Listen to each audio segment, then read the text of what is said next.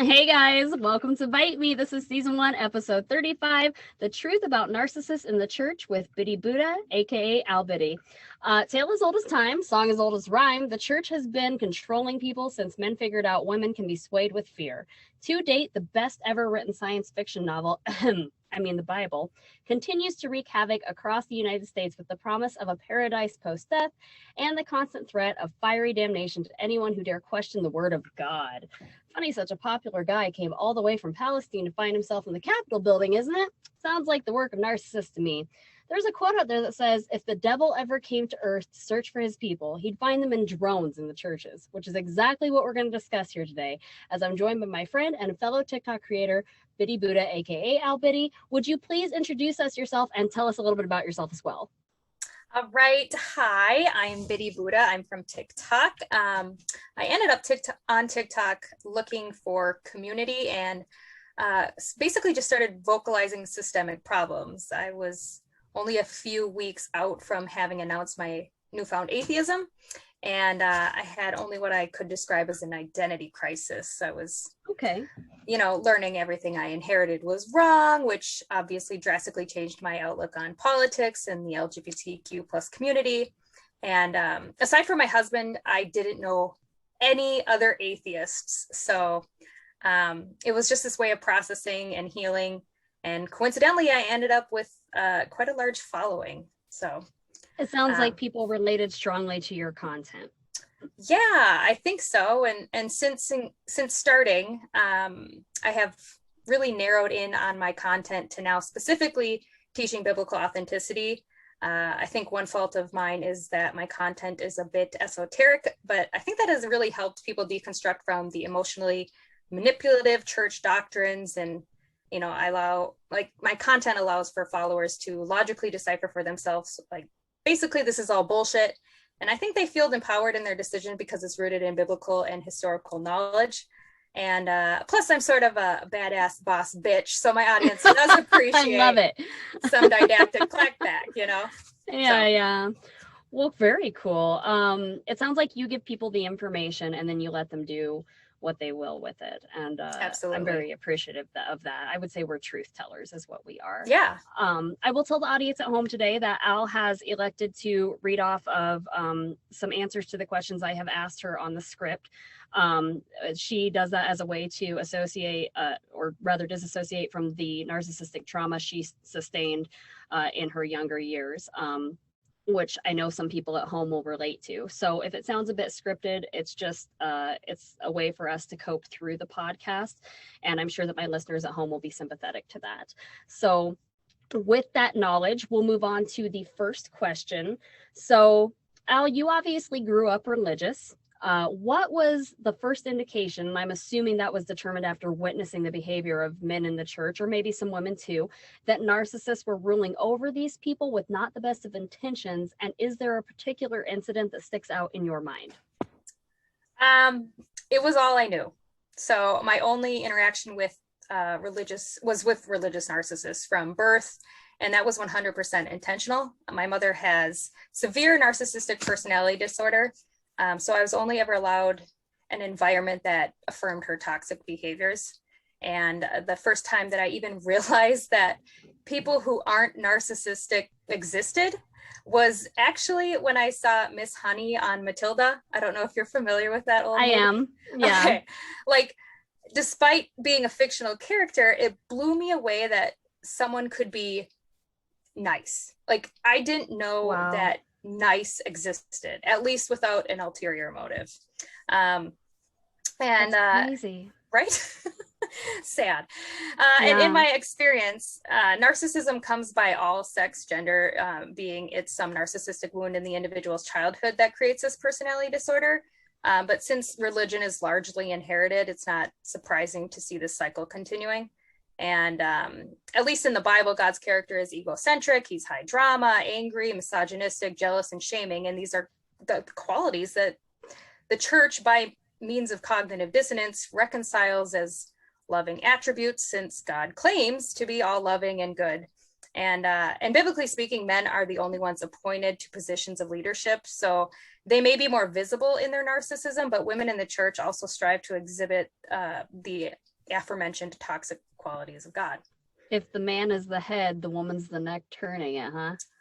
Sometimes. I don't even think she has that power. Oh, wow. Do what the man saying, says. Yay! Yeah. And as far as like a particular incident, and it may appear on the surface as fairly innocuous, but if you know, you know. And okay, so this private school that I attended, we used to eat bag lunches on the bleachers in the gymnasium, and Okay. the dean of students would sit in his chair and he would just stare at us waiting for nefarious acts. And apparently this day he wasn't staring intently enough because he missed a go-gurt getting chucked across the gymnasium. Blasphemy. And he called me down in front of the entire school to clean it up. And I apparently made the mistake of telling the dean that I didn't throw it, but his mind was already made up, and as a punishment made me now scrub not just the yogurt spill, but the whole gym floor with a toothbrush for talking back. What the fuck? Yeah, it's just like, it's stupid, but it was memorable. And so while I'm scrubbing away crying, the other students were forced to substitute their next class time with watching me because, you know, like, what's a punishment without a little public humiliation? I am getting very Handmaid's Tale vibes from this. So I haven't watched that show, but people keep telling me that was my environment. I see. Yeah, I don't think I can watch it. Yeah, very similar to what you're describing. Yeah, that. But later, a couple students did stand up for me, and even after convincing the dean of the truth, it was still my fault for associating with the actual perpetrator. But my school had an average graduating class of like 25, so there really was no such thing as not associating with anyone. So anyways, guilty by proxy, by association, proximity. Yeah, no apology, no justice, only shame. Wow. But yeah. That sounds awful. So one can assume, you know, how those types of experiences would formulate your life later, but we're going to ask you anyways, the obvious question: how did these experiences shape your growth as a child? Would you say the nature of those interactions crept into your own decision-making process or caused you to question yourself? And were the narcissistic leaders of the church at the forefront of that? Absolutely.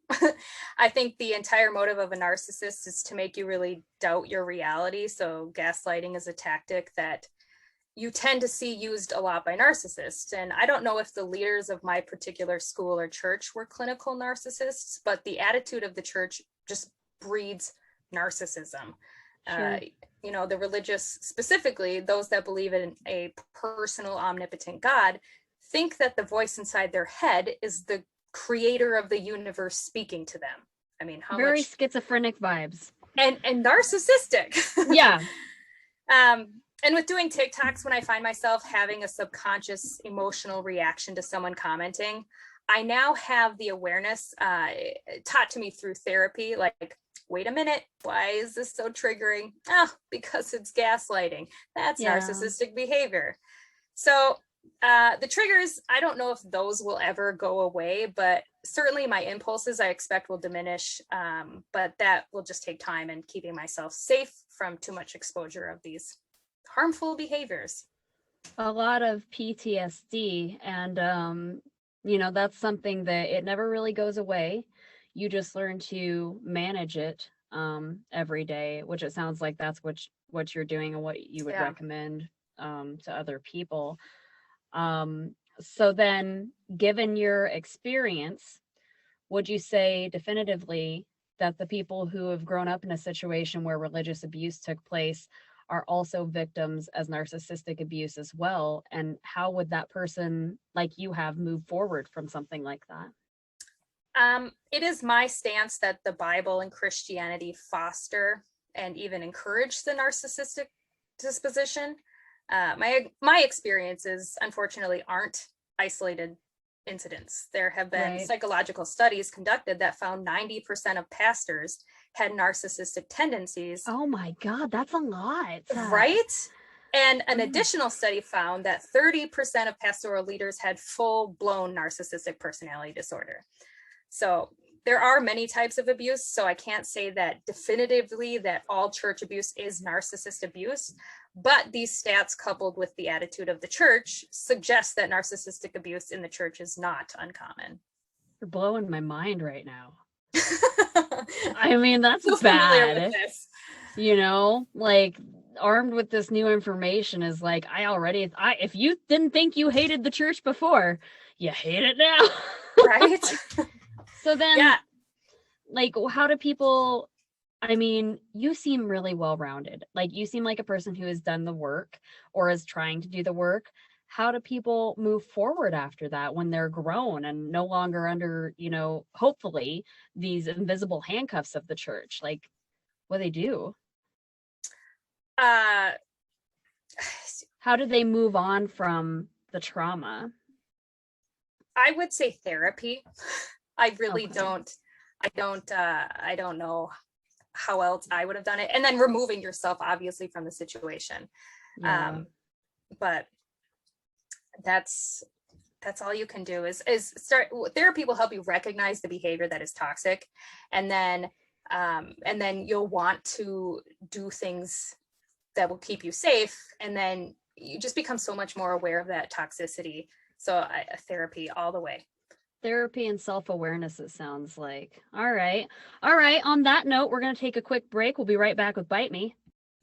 All righty, guys. Welcome back to Bite Me. We're here with Biddy Buddha, aka Al Biddy, answering questions about the truth about narcissists in the church. Now, the next thing I wanted to ask you is that churches and their leaders now versus churches and their leaders then, when we were younger. What, if anything, has changed? Can someone trust the church and the individuals in it? What are the red flags, or should the concept of church just be abolished altogether? What do you think that healing looks like for the future nation, and the insidious nature of churches working their way into American politics? Not too loaded, just a light question. I didn't realize how long that was. I apologize, but you can just tell us what you think. Yeah, I'll try my best. Well, in the face of criticism, they've not given up, but double down. Changing definitely requires self-reflection, which narcissists are not capable of. Right. I think as more and more people are leaving religion, because we see the statistics of that happening, the remaining religious population consists more heavily of those individuals that just refuse to change. And accordingly, the church as a whole is just becoming more extreme. Yeah. I believe devout Christianity, I think they call it, or something to that effect. It's a whole extremism. New form of extremism, I think. Yeah. But yeah, I believe one of the most problematic aspects of Christianity specifically, and I talk more on that because it's just the prominent religion in America, where I'm from, that their position on mental health, which is kind of the root of this, whole topic, is like academic careers like psychology or psychiatry are seen as a secular approach to healing, or diagnosis, which just can never fix the problem. And I don't know how familiar you are with fundamentalists, but like that stuff's labeled as demons. And it's Satan's getting in your head. Yeah, exactly. And so, when you make your own reality and you seclude yourself from evaluation of abusive relationships, or, the whole quintessential honoring your parents instead of the healthiest option of going no contact, because like these people believe that the Bible's archaic teachings are God's word and he can't be wrong. So his teachings are superior to scholarship. And I think this mentality just prevents churches from having the ability to clearly evaluate themselves on what is problematic. And I think additionally, Christianity roots their identity in the Bible and God. So that like if I criticize doctrine, and this happens to me all the time on TikTok, they deem it as a personal attack on them. So it's just, I don't know. I mean, honestly, I believe we need to just eradicate Abrahamic religions completely and stop publications of these holy books, because you have progressive Christianity, which is growing, and it's healthier for society because they're pro-science and they're inclusive with gay people, and that's modernized. Great. Yeah, but they are not changing the wording in their holy books, like the Bible. So it's still going to be public information. And like, so if we can get rid of Dr. Seuss books for hidden undertones of racism, the Bible is just a horrible book. And so I don't know, I think we need to stop publication of it. And that's really the only chance we have as a society to grow. And I think unfortunately we are generations from this happening, and it's just so much on the line, like people's values and rights and climate change, that will just continue to be opposed via their ignorance. And like I said, more extremism. Well, they want to keep people, I think, ignorant so they can be sheep. But just as it's time to abolish the publication of the Bible, it's also time to rewrite the Constitution, I feel. And I do think, like you said, we're a few decades from that, but I'm like cautiously optimistic for Gen Z. Gen Z, go do something good. They are what gives me hope, because there's such a difference there than the last few generations. I mean, the labels and stigma isn't there, so we can hope. So then the final question, and this is a little non-related but kind of related.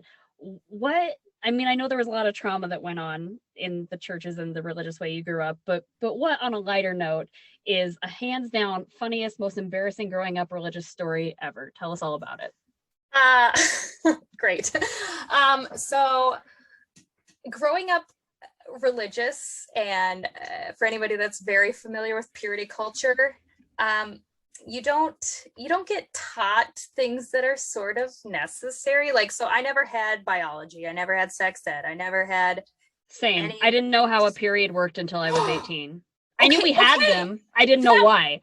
That was my story. So like, oh my God. My mom just told me one day there's going to be blood in your underwear. And I'm like, okay, because we just believed it was God's curse. But okay, so I'm just cursed, and this is what happens. And then I was 20 years old, and some girl in passing, she just found out she was pregnant, and she's like, well, luckily I'm not going to have a period for 9 months.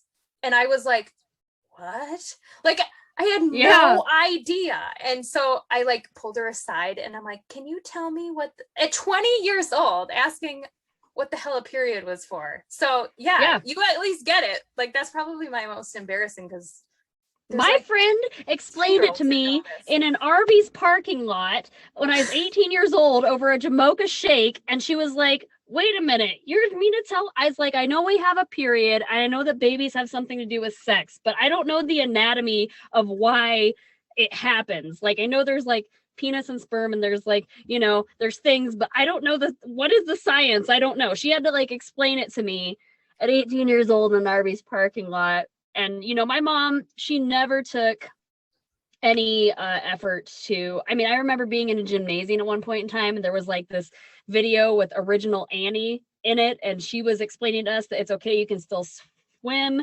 And then they like hastily tossed us some tampons and pads that we had no idea how to use at 12 years old, and we all left very confused on a Saturday morning. But so you get it. I do. Like, so like, you have expressed that you don't have daughters, but I have a daughter. And so she's almost 11, and we have already been over all of this, because I'm like, no. We're not going to repeat this shit. You need to know. It's just science. That's the thing. Like, you and I have discussed before about shame. What is the shame in knowing the science of how people are created? This is not a shameful thing. I would say it's shameful of our mothers not to have explained it to us. Right? But, Gosh. Fun times on Bite Me. Well, all right. So what do you have? Plug away. What do you got going on right now? What do you want the audience to know? I'm on TikTok at Biddy Buddha. That's basically the main platform I'm on. I've gotten quite heavily involved in different podcasts, so I usually advertise different shows that I'm going to be on. I got recently invited for ACA. It's the Atheist Community of Austin, so that's a pretty big deal, and that'll be coming up soon. But that's where I do everything. I'm on Twitter at Biddy Buddha as well, and I don't even know how that works yet. So I don't know how Twitter works either. It seems really boring. Yeah, I don't understand it, but we're there. So we're there. That's the places. Cool. Very cool. Well, I want to thank you for being on today. And I know that my audience appreciates you sharing your experiences as well. For more information on narcissism in a religious setting, you guys can search The Narcissist Goes to Church by Joanna Daniel. She's Googleable. And for information on recovery from religious abuse, see Religious Trauma Syndrome at restorationcounselingseattle.com. You guys can follow me on also Twitter. Check out my website, and I'll see you on TikTok. Thank you guys for listening to Bite Me.